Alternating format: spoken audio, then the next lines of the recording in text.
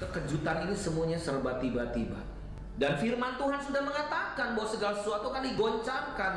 Tentang berakhirnya pandemi ini tidak ada seorang pun yang tahu. Kita tidak bisa memaksa Tuhan harus menghentikan sekarang juga. Tapi kita harus yakin, saudaraku, bahwa sebagaimana firman Tuhan katakan bahwa Dia membuat segala sesuatu indah pada waktunya. Tuhan mau kita belajar percaya bahwa di tengah-tengah situasi yang sulit, Tuhan adalah Tuhan yang tetap pegang kendali atas kehidupan kita. Apapun keadaan yang terjadi, Tuhan Yesus ada bersama dengan kita. Tuhan yang pernah menolong kita di waktu yang lalu adalah Tuhan yang sama yang menolong kita di hari ini. Hasil akhir bukan di tangan corona. Hasil akhir tetap di tangan Yesus Kristus. Dialah Tuhan yang berdaulat. Dialah Tuhan yang tetap pegang kendali atas kehidupan kita. 2021, saya yakin akan menjadi tahun percepatan, di mana doa-doa kita akan dijawab 2 kali lipat dari sebelumnya. Mujizat akan terjadi 2 kali lipat dari sebelumnya. Pemulihan akan terjadi 2 kali lipat dari sebelumnya. Dan juga berkat-berkat akan mengalir 2 kali lipat dari sebelumnya. Year of Acceleration.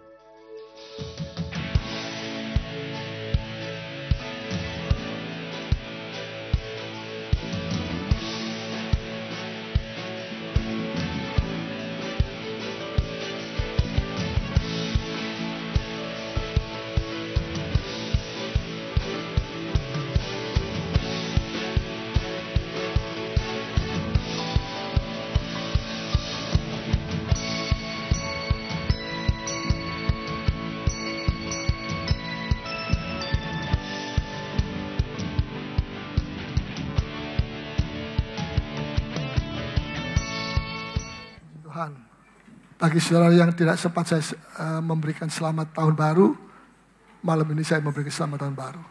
Kiranya Tuhan memberkati saudara sekalian. Biar pada tahun yang baru ini kita hidup lebih baik daripada yang lalu. Ya, tidak ada orang yang sebodoh itu membawa semua pakaian yang kotor, yang kumel, yang sudah robek-robek ke tahun yang baru. Tentu dia punya uang, dia jual atau dia kasihkan orang-orang untuk jadi pel dan sebagainya, dan dia memakai yang baru. Secara logika itu masuk akal, dan saya percaya juga secara rohani itu pun terjadi. Setelah berapa minggu ini saya tidak sempat menyampaikan tentang kitab Wahyu, ya karena ada banyak acara-acara, ini pun belum perlu. Masih sibuk dengan acara-acara yang di luar. Jangan sampai Tuhan Yesus datang kita sibuk dengan acaranya. Ya. Nah, malam ini saya tergerak untuk memberikan satu judul. Walaupun ini Bible Study. Krisis telah berlalu. Katakan sama-sama. Katakan di kiri kanan. Krisis sudah berlalu. Loh, krisis saya belum berlalu. Tunggu waktu tanggal mainnya. Betul, amin? Kalau belum terjadi, tanggal main sudah datang, tidak terjadi, bagaimana? Tetap menantikan kepada Tuhan. Sebab janji Tuhan itu pasti. Tapi janji yang pasti itu tidak berarti tidak ada cobaan-cobaan yang bisa membuat kelihatannya kok tidak pasti ya. Maka lahirlah Ismail dan sebagainya. Kan itu Abraham merasa tidak ada kepastian. Ditawari oleh istrinya. Setelah berdebat berapa jam, tetap mau.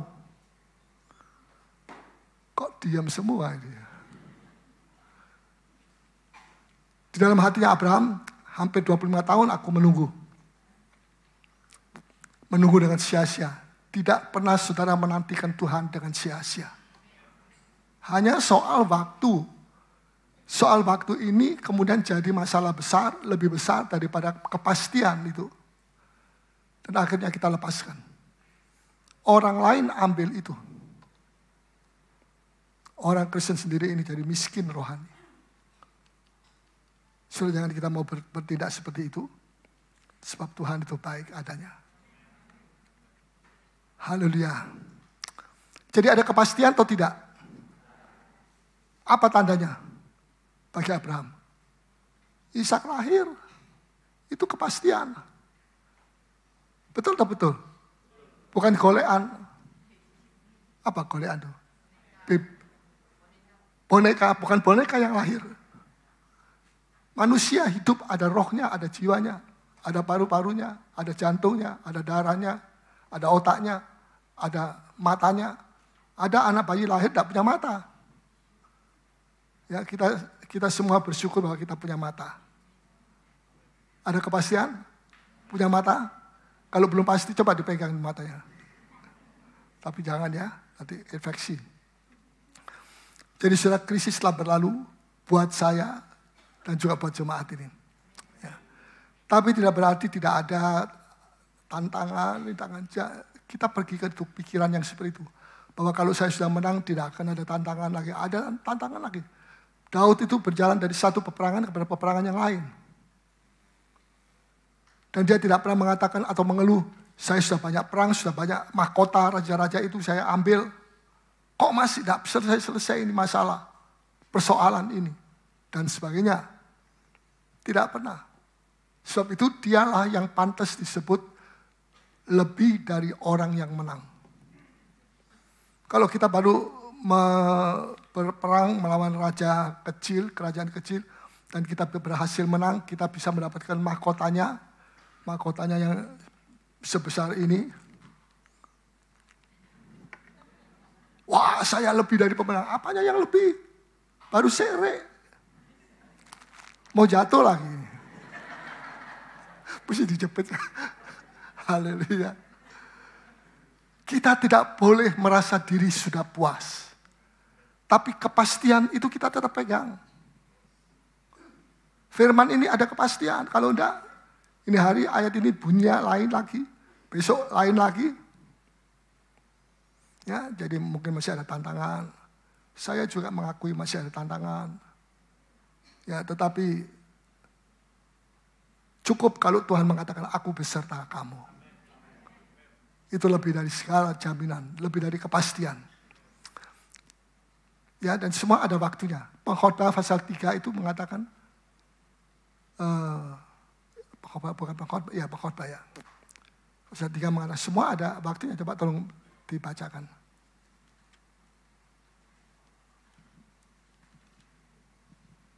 Ayat 1. Untuk segala sesuatu ada masanya. Ya. Untuk apapun di bawah langit ada waktunya. Untuk segala sesuatu. Apa saja. Tidak terbatas. Sebutkan apa saja. Lahir, mati, kerja, tua, berbuah, tidak berbuah. Ya, musim hujan, musim panas, musim kering, musim semi.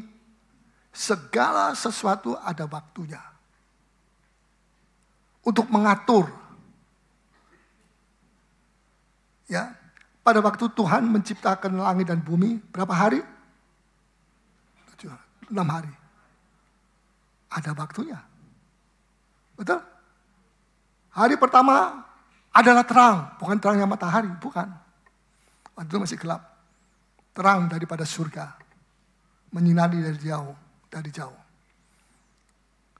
Hari kedua, apa? Hari ketiga menciptakan apa lagi? Semua ada waktunya. Kita tidak bisa roba-roba. Hari ke-6 baru manusia dibuat, dicipta. Saya tidak mau Tuhan, saya mau tawar. Saya mau hari pertama. Nanti hari ke-6 berikan itu lampu dari alam. Siapa kita, ada ayatnya. Siapa kita mau mengatur Tuhan. Seringkali kita lupa bahwa kita itu, kalau di kantor kita bos. Haleluya. Tapi kalau di dalam kerajaan surga kita apa? Bas. Sama saja ini. Kita adalah hamba. Tuhan bos kita. Silakan Tuhan mengatur hidup saya. Di kantor saudara mengatur ini, mengatur itu. Sekalipun mungkin juga saya yakin saudara berdoa dengan mengatur itu. Tidak memakai maunya sendiri, kekuatan sendiri, kemudian dari akhir tidak jadi dan sebagainya. Ya perlu diatur. Tapi dalam kerajaan surga, kita yang perlu diatur. Bukan kita mengatur. Kalau kita mengatur Tuhan itu nggak lucu. Siapa kita mengatur Tuhan? Ya, terus tolong bacakan. Ada waktu untuk lahir, ada waktu untuk meninggal, Ya, ada waktu untuk menanam, ada waktu untuk mencabut yang ditanam, ya. ada waktu untuk membunuh, Ayat 7, ada waktu untuk merobek, hidup lama dirobek. ada waktu untuk menjahit, Ya, untuk menjahit hidup yang baru. ada waktu untuk berdiam diri, Ya, ada waktunya untuk berdiam diri, koreksi diri, doa, ya menyembah seorang diri.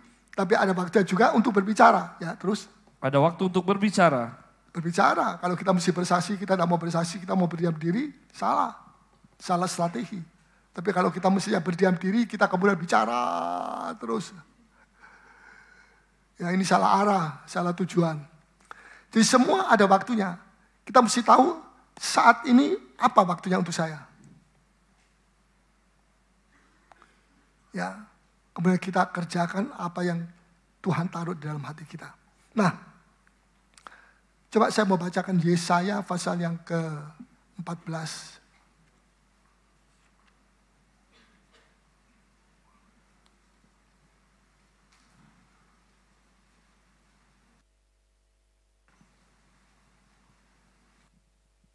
Ayat 3.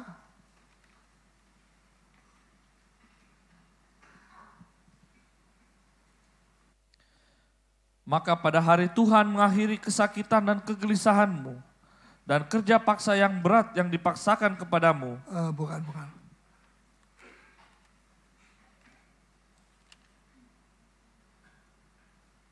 Yang Tuhan berkata kepada Raja Babel, stop sampai di sini. Tuhan mengakhiri penderitaan, kegelisahan. Pernah saya bacakan itu? Siapa yang tahu? Pasal 14.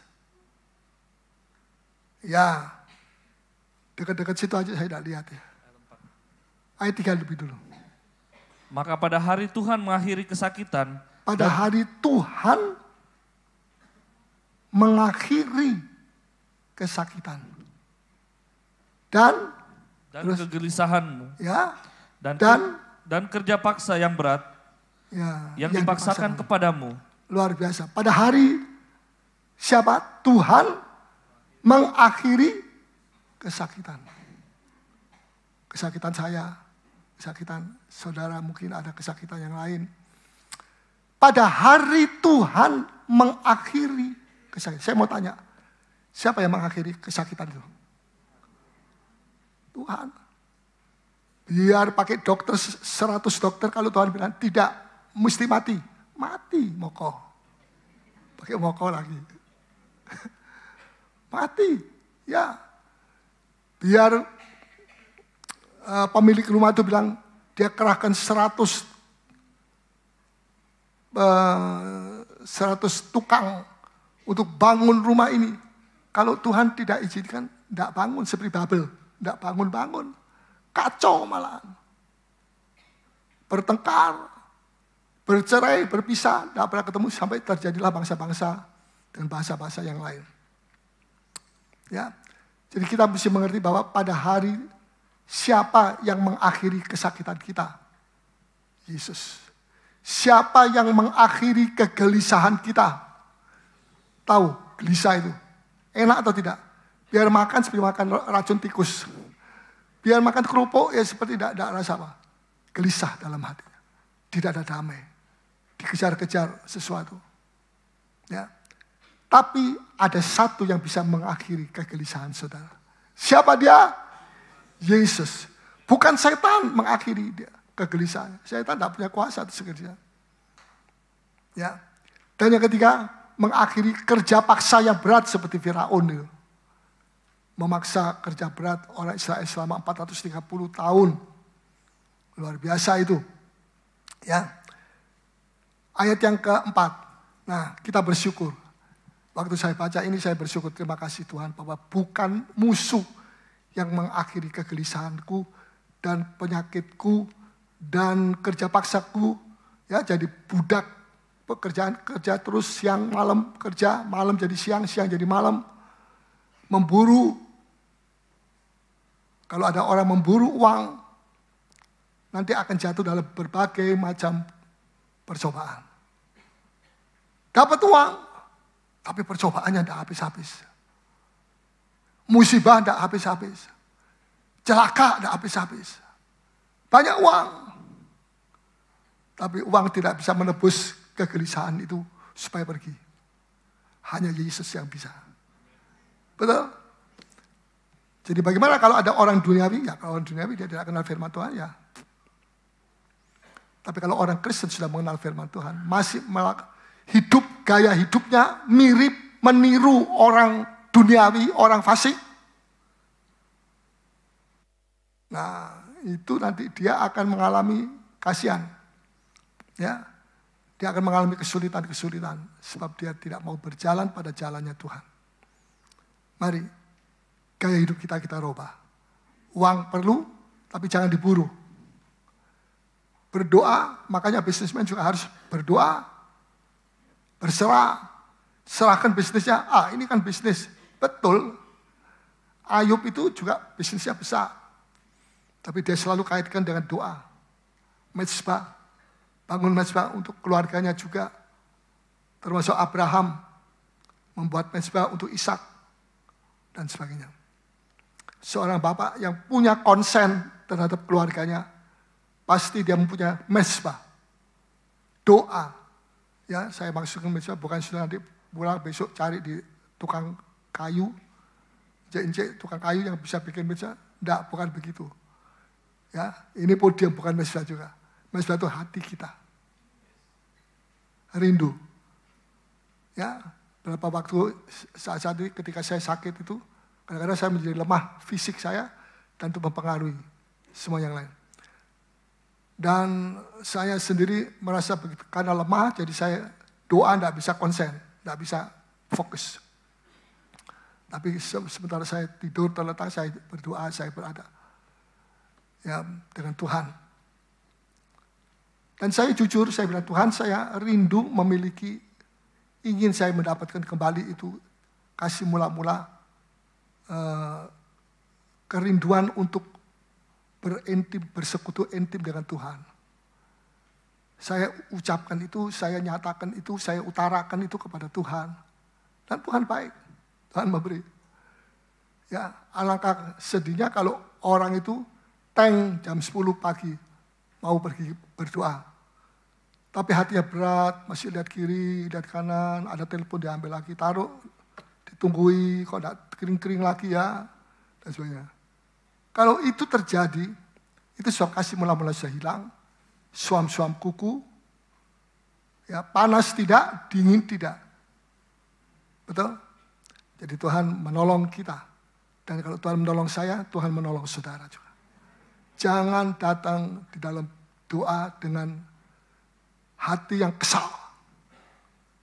Berdamaikan dulu dengan Tuhan. Berdamaikan dulu dengan sesama. Baru nanti doamu langsung naik, tidak ada hambatan. Puji Tuhan. Ya. Jadi saudara, tekanan-tekanan dari kerja paksa yang berat, semua itu Tuhan yang akan mengakhiri. Jika Tuhan melihat sudah waktunya. Waktunya engkau dilepaskan. Kahiros artinya waktunya Allah. Amin. Kapan kita menghadap Tuhan, itu waktunya Allah. Tidak ada seorang pun yang tahu, memprediksi dan sebagainya. Ya. Nah, karena itu hidup itu sebetulnya, ya saya baca, sudah juga baca itu di dalam Keluaran, sampai ibadah saja orang Israel yang 400.000 di negeri Mesir. Untuk ibadah saja tidak ada waktu, tidak ada tempo. Sibuk, kerja paksa, kerja rodi, giliran terus. Belum lagi mau tidur, pagi lagi, giliran shift yang keberapa. Ya, itu siasat iblis supaya kita dibikin capek, supaya kita tidak mau beribadah kepada Tuhan. Tapi tidak selamanya itu terjadi begitu. Satu saat Tuhan kirim Musa untuk berbicara kepada Firaun. Dia berani sebab dia orang dalam, asalnya orang dalam. Dia anak putri Firaun. Ya. Dan kalau Firaun tadinya begitu keras, Musa agak lembek-lembek, tapi lama-lama dilatih, Tuhan melatih dia. Ketemu kedua kali, ketiga kali lebih keras, keempat kali, kelima lebih menantang Musa. Ya. Yang keenam kali mulai disertai dengan tanda air jadi darah, ketakutan sudah ini. Firaun sudah ketakutan. Sekarang bukan ngomong saja Musa, tapi ada bukti tanda mujizat. Kata-kata naik keluar dari debu. Bayangkan, sampai masuk di istana Firaun. Sampai masuk di tempat tidurnya Firaun. Dia tiap malam tidur bersama dengan kata-kata itu. Yang tercinta. Mau usir, diusir 10, datang 1000. Mau apa? Jadi tiap malam ini ceng, pakai sapu lidi, dan sebagainya. Ya, kalau Tuhan, siapa yang bisa menang sama Tuhan itu siapa? Siapa? Firaun, Nebukadnezar dihukum sama Tuhan karena dia sombong. 7 tahun, bayangkan. Dia jadi gila, keluar tanduk, enggak, keluar kuku. Kukunya pajak-pajak. Tidurnya di luar, kena embun, enggak mau pakai selimut. Ya, makanannya kayak binatang. Hidupnya kayak binatang di rantai, kalau enggak dia lihat dia bisa bunuh orang siapa saja di dalam istana itu. Padahal ini raja, ex-raja. Sampai akhirnya waktunya Tuhan, Kairos. Dia dilepas, dibukakan mata rohaninya, dibukakan pikirannya, dan dia baru sadar, siapa aku? Aku ini manusia sebetulnya. Aku bukan binatang. Tapi aku dihukum oleh Allahnya bangsa Yahudi itu untuk jadi binatang selama 7 tahun. Supaya aku sadar dan Tuhan kembalikan lagi tahtanya sampai dia mati. Puas hidupnya. Siapa kita ini yang mau melawan kepada Tuhan? Kalau raja-raja itu saja ketakutan. Bodoh amat kalau orang percaya ketakutan juga. Ketakutannya tidak beralasan. Ya. Nah, jadi hidup ini sebetulnya untuk apa? Untuk bekerja, cari nafkah saja, titik? Tidak. Hidup ini untuk, ada orang pikir hidup ini untuk sakit. Jadi melayani sakit. Saya bilang sama Tuhan, kalau saya sakit-sakitan begini Tuhan ambil saja. Tuhan kan tahu, Tuhan mau menjawab doa saya. Ya. Saya mau melayani Tuhan sampai kapanpun, sampai selesai pekerjaannya. Tapi tolong berikan saya kesembuhan. Ini anakmu yang minta sama engkau. Dan saya percaya Tuhan itu baik. Baik juga untuk saudara. Amin. Bapaknya dikasih, anaknya dikasih. Hanya jangan terlalu banyak makan coto. Kolesterol. Ya kalau sebulan sekali bolehlah. Atau 1 tahun 1 kali. Puji Tuhan. Saya bilang, saya tidak mau Tuhan saya melayani penyakitku ini. Penyakit keluar kamu sekarang. Tapi tetap saya tahu ada waktunya Kairos. Keluar. Pada saatnya dia keluar. Tapi masih ada pergumulan. Jangan saya pikir, wah sudah pendeta Paulus sudah. Masih tetap ada pergumulan. Tapi saya tidak mau berfokus kepada pergumulan-pergumulan. Saya mau berfokus untuk memberitakan isi hati daripada Allah. Kesaksian hidup daripada firman Tuhan. Supaya saudara juga boleh berbuah-buah dengan hasil yang luar biasa. Ya, hidup ini juga bukan untuk bekerja siang malam seperti orang Israel. Sehingga ibadah saja tidak punya waktu. Padahal Tuhan memberikan waktu. 1 hari berapa jam? 24 jam. Kalau 1 minggu berapa jam? 167. Kasihkan 5 jam aja satu minggu. Ya, Bible study, hari Minggu, doa, tapi doa sedikit jarang. Taruh 5 jam, masih sisa berapa? 162 jam. Tidak ada waktu Tuhan, saya sibuk. Bapak ketawa dari sorga. Ini anakku pelit sekali. Bukan pelit duit, pelit melayani. Jangan kita hitung-hitung sama Tuhan, hati-hati. Saya tidak nakut-nakuti. Nah, jangan kita hitung-hitung. Bukan cuma soal keuangan, bukan cuma soal waktu, dalam segala hal. Kalau kita hitung-hitung, nanti Tuhan juga akan hitung-hitung pada waktu kita dalam krisis. Pada waktu kita membutuhkan Tuhan, saya perlu Tuhan, misalnya saya perlu 100 kilo sesuatu. Dan nah, 50 aja. Kenapa Tuhan? Kamu kan suka hitung-hitung sama saya. Bisa mengerti saya. Apa yang dihitung-hitung itu sebenarnya itu berasal dari Tuhan. Ya tapi saya kan kerja. Oke, kalau Anda tidak punya kesehatan bisa kerja. Kalau sudah linglung bisa kerja. Linglung atau linglung. Ya, itu semua faktor jadi satu. Jangan cuma mengatakan saya yang kerja, saya yang memperoleh uang ini. Terlalu egois. Masih ada faktor-faktor yang mendukung, ya, tubuh saudara kuat, sembuh, sehat, tidak berpenyakitan, tidak hosa, dan sebagainya. Ya. Jadi ada orang hidup untuk dosa, untuk mabuk-mabuk, untuk narkoba, ya, untuk hawa nafsu. Semuanya itu sebetulnya menghancurkan orang itu sendiri. Ya. Akibatnya apa?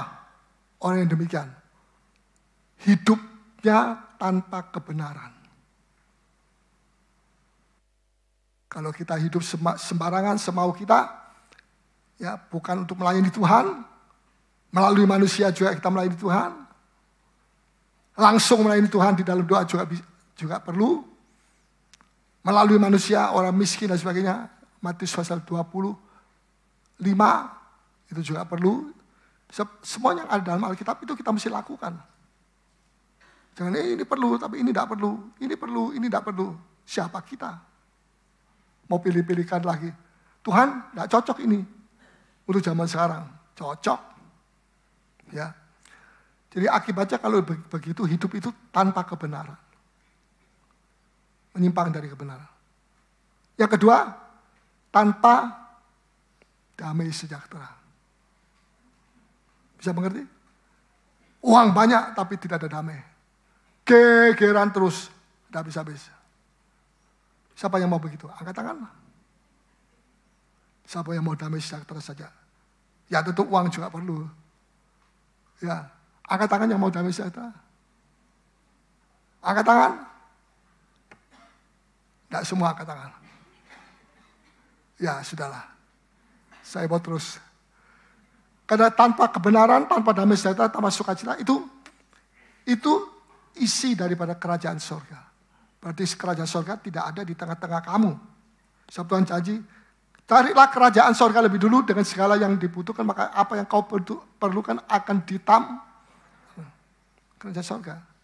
Kita perlu kerajaan surga.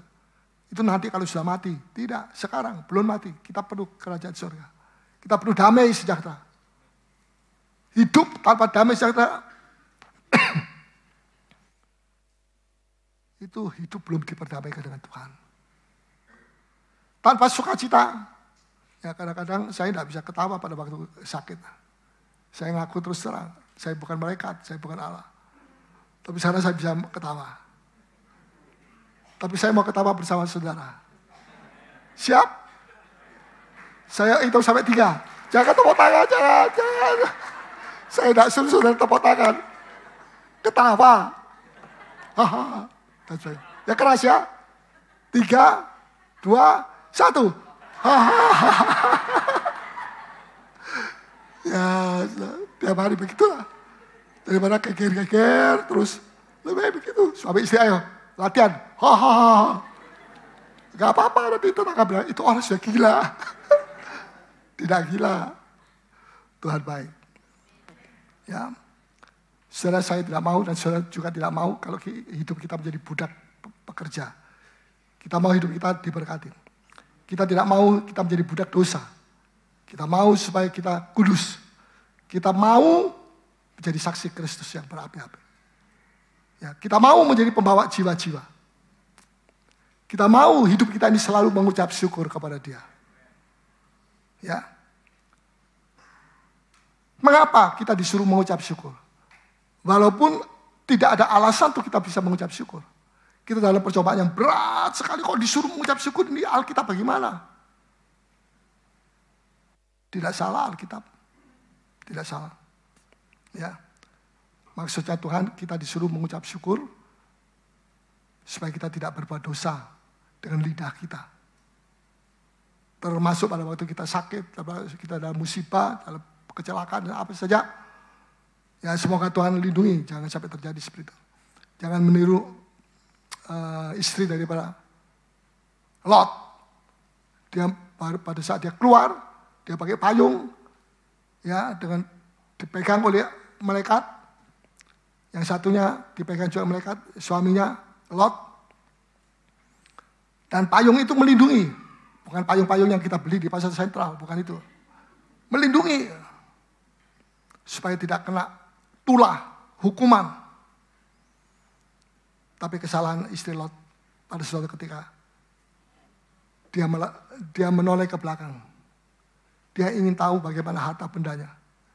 Ini orang kalau sudah diikat mati dengan mamon.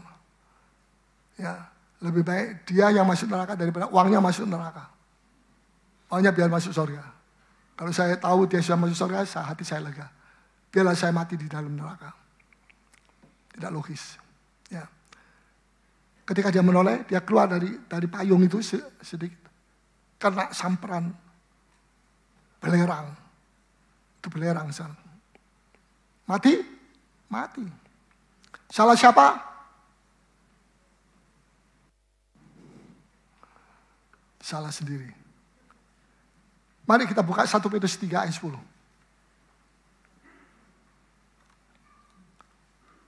1 Petrus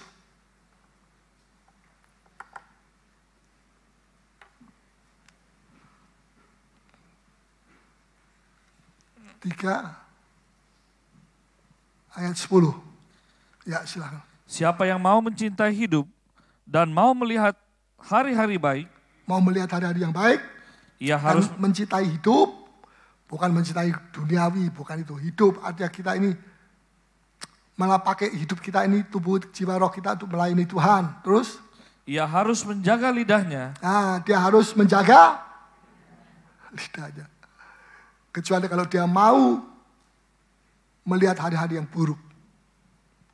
Orang yang tidak menjaga perkataannya, lidahnya terhadap yang jahat, orang itu riskan sekali. Ya terus? Terhadap yang jahat dan bibirnya terhadap ucapan-ucapan yang menipu. Ya. Ya sekian dulu. Jadi kuncinya kalau mau melihat hari-hari yang baik, hari-hari yang diperpanjang, apa? Jaga lidahmu. Jaga perkataanmu, artinya begitu. Percaya atau tidak? Saya percaya sekali. Ini Alkitab loh. Kalau sudah tidak percaya, buat saya tidak menjadi soal. Karena sudah tidak percaya kepada saya. Tapi kalau saya tidak percaya kepada Alkitab, fatal. Sebab kita hidup manusia tidak cuma dari roti, beras, jagung, tapi dari setiap perkataan yang keluar dari mulut Allah. Makanan kita ini. Israel tanpa makan roti 1 cuil pun 40 tahun. Jalan di padang gurun 40 tahun. Tidak pernah kehausan. Tidak mati, ada banyak yang mati karena dosa mereka. Tapi mati karena Tuhan tidak mampu seolah-olah memasukkan mereka dalam negeri karena tidak ada. Ya. Jadi kalau sudah mau melihat hari-hari yang baik, jaga mulai hari ini lidah saudara dari perkataan-perkataan yang tidak baik, yang menipu, yang mengadu domba. Yang saya percaya di sini tidak ada. Tapi saya perlu sebutkan itu supaya saudara tahu. Tanpa pengetahuan umatku binasa. Tapi jangan berhenti sampai kepada pengetahuan, harus terus sampai kepada praktek firman Tuhan. Maka betul-betul seperti apa yang dia ucapkan di sini, jadi, pasti jadi. Ya kalau engkau mau melihat hari-hari yang baik, dalam terjemahan lama, terjemahan sehari, dan mau melihat hari-hari, mau menikmati hari-hari baik. Menikmati di sini, melihat. Saya kira lebih bagus menikmati. Ada orang umur panjang tapi menikmati dosanya terus, menikmati hal-hal yang tidak benar, tidak baik. Sudah selesai? Belum. Dan bibirnya terhadap sudah ya. Ucapan-ucapan yang menipu. Hati-hati jaga ucapan-ucapan kita. Ya saya cuma ngomong begini aja kok. Kan tidak apa-apa. Tidak apa-apa untuk diri kita. Mungkin. Tapi apa-apa untuk Tuhan. Dan apa-apa untuk sesama yang dengar itu. Telinganya bisa sakit. Atau bisa. Ya, artinya kalau kita mau menikmati hidup. Perkataan kita harus sesuai dengan kehendak Allah. Perkataan kita jangan menduka citakan Roh Kudus. Ada ayatnya tapi berhubung waktunya saya akan. Ya, di dalam Efesus pasal yang ke-4. Kalau tidak salah saya kasih PR. Puji Tuhan. Haleluya. Saya mau tanya kepada saudara, Tuhan Yesus itu baik atau tidak? Betul? Kenapa kok dia baik? Kenapa? Ya baik loh. Kenapa dia baik? Tuhan Yesus itu baik, betul? Dan kalau dia baik, maka patutlah kita ini tidak bersungut-sungut. Mengucap syukur kepada Raja kita yang baik itu. Apa artinya? Itu berarti kita bohong kalau mengatakan dia baik. Tapi sehari-hari kita terus mengeluh. Ya, mengkritik Tuhan. Ya, bersungut-sungut. Ngomel-ngomel. Tapi dia bilang Tuhan itu baik. Ini satu kepura-puraan. Ya. Tuhan tidak baik. Apa alasannya? Semua harta benda saya habis. Dari dulu. Kalau saudara utang dan saudara tidak bisa bayar, apa Tuhan Yesus suruh bayarin? Kok diam? Tegang di sana. Biarlah sport jantung dulu. Ya, kalau saudara tidak punya uang, terus beli mobil Porsche atau Audi atau Mercedes-Benz, cicil, tengah-tengah tidak bisa bayar, diambil lagi sama showroomnya, siapa yang salah? Tuhan Yesus yang salah. Tidak benar. Diri kita sendiri ya. Mesti pakai advice, pakai hikmat. Hitung ini. Gajimu cuma 5 juta.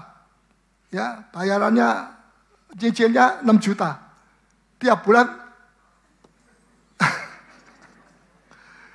ini orang tidak bisa pikir yang betul. Mungkin kalau dia lihat tetangganya naik Porsche, dia mau naik audio.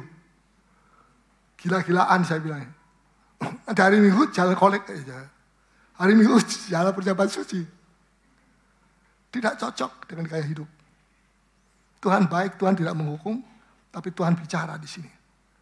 Semoga saudara disadarkan kalau ada sesuatu, ya, supaya firman Tuhan ini akan menghasilkan buah-buah yang luar biasa. Amin. Ya, tidak patut kalau kita bersyukur-syukur. Bahkan seharusnya kita bersyukur. Betul. Nggak bersungut-sungut, mukanya diam saja terus asem kayak mangga yang belum menang. Belum masak, belum dimakan. Kalau dimakan sudah habis. Belum masak. Ya.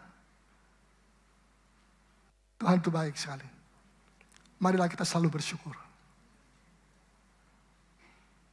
Walaupun kita berjalan dari satu percobaan kepada percobaan yang lain. Untuk membuat kita kuat. Setiap kali kalau saya selesai percobaan, saya jadi lebih kuat. Roh saya. Ya. Kita perlu memiliki hati yang teguh. Kalau tidak nanti orang datang, ayo ikut pergi ke Saksi Yehova. Pergi. Ini saya dengar ada 1-2 orang. Nanti pergi ke situ, itu ada guru-guru yang menyenangkan telinga kita saja dengan cerita dongeng. Ada ayatnya dalam 2 Timotius. Nah, itu saya perlu memperingatkan kepada saya. Hati-hati, akhir zaman ini akan ada banyak nabi-nabi palsu. Ya, tapi jangan maksud saya bukan setiap ketemu dengan pendeta ditanya, Anda nabi palsu atau bukan? Ngamuk dia nanti. Kurang wise, kurang hikmat. Ya. Jadi marilah kita bersyukur. Apa alasannya? supaya kita tidak dihukum. Bersyukurlah kepada Tuhan, supaya kita tidak berbuat dosa dengan lidah dan bibir kita. Amin. Nah, bahkan Tuhan Yesus itu bukan cuma baik, tapi kebaikannya itu lebih besar dari setiap penderitaan kita. Mari kita baca itu di dalam Roma pasal 8 ayat 18. Roma 8 ayat 18.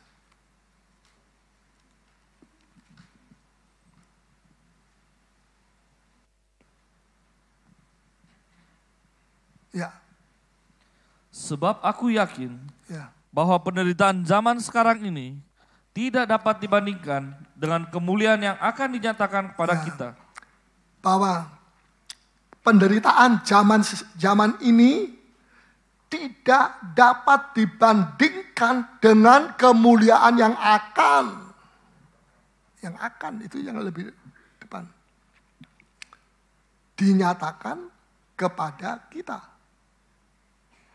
Haleluya. Ya, saya senang sekali membaca ayat-ayat begini. Sehingga setiap pagi saya, yang menarik hati saya kasih tanda kuning atau hijau. Pakai. Kadang-kadang saya baca yang kuning-kuning saja. Ya, karena yang ini juga saya baca yang tidak ada kuning-kuningnya. Ya. Senang sekali. Kalau sudah tidak senang, minta sama Tuhan, Tuhan berikan saya roh kesenangan untuk bisa membaca Alkitab. Pada saat kita membaca Alkitab, banyak orang Kristen gelisah. Belum pergi pasar, belum supermarket, belum store PLN.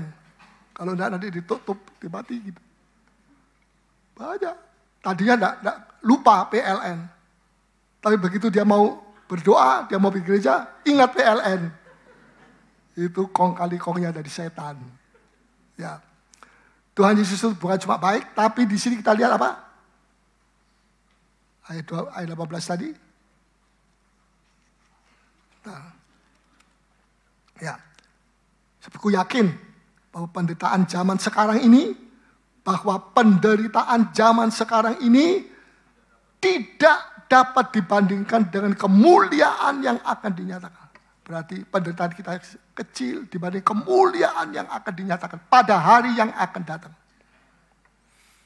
Paling sedikit zaman 1000 tahun kerajaan surga. Tuhan Yesus datang dengan kita kalau sudah orang-orang Kristen yang meninggal yang sungguh-sungguh, dia akan dibangkitkan dan dia akan turun ke bumi memerintah. Saya tidak tahu pemerintahnya bagaimana bentuknya, tapi itu Alkitab mengatakan kerangkanya sudah ada. Ya, jadi mungkin kita juga akan jadi seperti malaikat-malaikat yang bisa diberikan wewenang mengatur tanggung jawab berapa kota dan sebagainya. Bisa jadi, belum tentu, tetapi bisa jadi.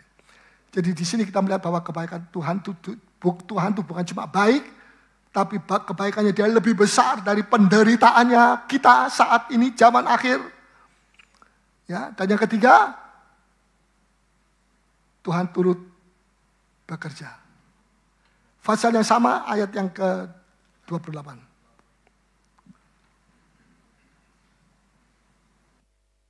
Kita tahu sekarang bahwa Allah turut bekerja dalam segala sesuatu untuk mendatangkan kebaikan bagi mereka yang mengasihi Dia, yaitu bagi mereka yang terpanggil sesuai dengan rencana Allah. Ya, kita tahu sekarang bahwa Allah turut bekerja. Lihat saudara, Allah kita itu tidak malas. Saya sedih kalau saya melihat orang Kristen full timer malas dan sebagainya, hamba-hamba Tuhan malas. Tidak, karena yang kita layani bukan manusia. Dan saya sebagai pemimpin di sini harus mendidik, selalu mendidik mereka. Sebab kalau tidak nanti Paulus ditanya sama Tuhan, Paulus, gimana itu full timermu? Gimana itu pendeta-pendetamu? Bagaimana itu pelayan-pelayan perjamuan suci? Bagaimana itu diaken-diaken setengah muncul, setengah tenggelam? Dan saya tidak omong apa-apa, saya tidak mendidik. Saya salah. Dengar baik-baik. Kalau itu tidak salah, enak. Semua orang mau jadi pemimpin seperti saya. Tidak usah dimintai pertanggung jawab. Entah bahwa hanya itu jadi atau tidak jadi. Seperti orang yang berhasil atau tidak berhasil. Tidak pedulilah. Kamu urus sendiri. Tapi seorang pemimpin tidak bisa berbuat seperti itu. Selain dia juga harus menjadi teladan. Dan pada saat dia memberikan teladan gaya hidupnya dia sedang mengajar kepada bawahannya. Tidak mengajar dengan mulut, bibir, tapi mengajar dengan perbuatan. Nah, satu waktu saya pernah pegang karcis di sini. Belum ada gereja ini, masih belum.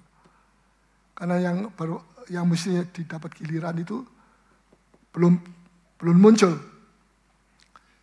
Sudah berulang-ulang diberitahu, belum muncul. Saya tanya, mana karcisnya? Pak, sini. Saya bagi-bagi karcisnya. Orang kaget, loh, Polos. Betul itu Polos, betul. Bukan rohnya, tubuh jiwa dan roh. Saudara, ya, itu teladan lebih dahsyat daripada mulut. Ngomongi anak sampai mulutnya miring. Tapi kalau dengan teladan, apa bahasanya apa? Takets, itu bukan ya. Takets, lain. Lantas dia diyakinkan. Lebih meyakinkan anak kecil itu dengan teladan kita daripada dengan perbuatan.